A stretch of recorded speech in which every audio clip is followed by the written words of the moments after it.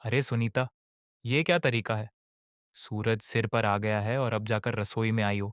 हमारे जमाने में तो बहू की हर चाल पर पूरा गांव नजर रखता था। माँ जी, चाय तो बना दी है। कल रात मैं इनके साथ दवाइयों का हिसाब कर रही थी। ये भी दुकान से थक जाते हैं, इसलिए देर हो गई। किस बात का हिसाब? शहर से आई हो ना, बस बहाने बनाना जानती हो।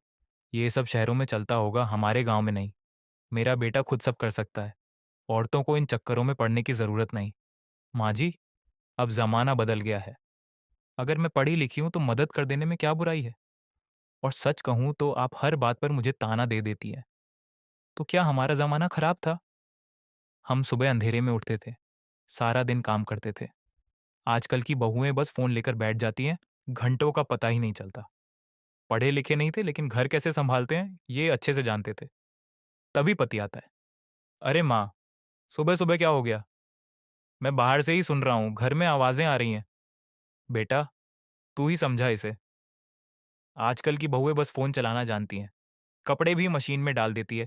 कहती हैं समय बचाती हूँ। समय बचाकर करती क्या है? फिर फोन या किताब।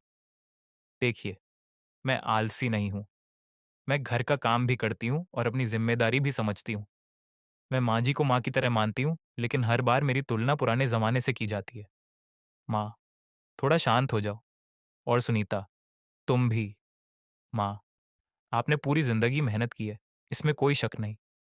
लेकिन अब काम सिर्फ खेतों तक सीमित नहीं रहा, कागजी काम भी होता है। सुनीता रात को मेरी मदद करती है।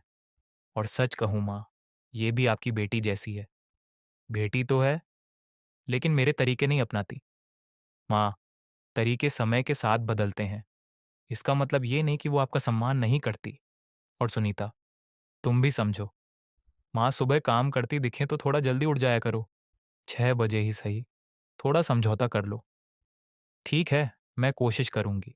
आज से 6 बजे उठूंगी और सुबह की रसोई में देखूंगी। बस एक बात चाहती हूँ, मुझे पुराने जमाने की बहुओं से ना तौला जाए। ठीक है बेटी, तू एक कदम बढ़ाएगी तो मैं 2 कदम बढ़ाऊंगी। रमेश सही कहता है। मेरा अनुभव और तेरा प्यार मिल जाए तो घर में किसी चीज की कमी नहीं रहती। अगर मैंने कुछ ज्यादा कह दिया हो तो दिल पर मत लेना। नहीं माँ जी, मैं समझती हूँ। हम दोनों मिलकर घर को और अच्छा बनाएंगी।